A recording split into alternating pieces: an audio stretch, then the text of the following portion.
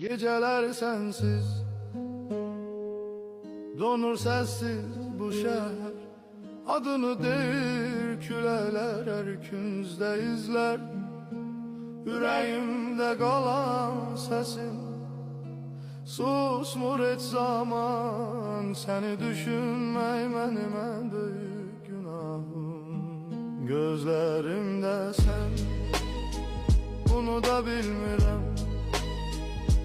Her nefeste adını çəkirəm. Gözlerimde sen, gece ve gündüz sönmür bu yangın içimde demir. Bir şekil, bir bakış hatire kimdi, ruhuma işleyip silmir illeri.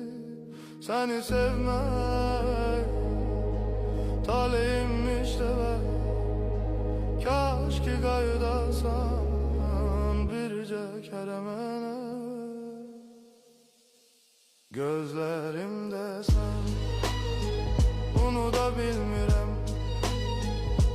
Her nefeste adını çəkirəm.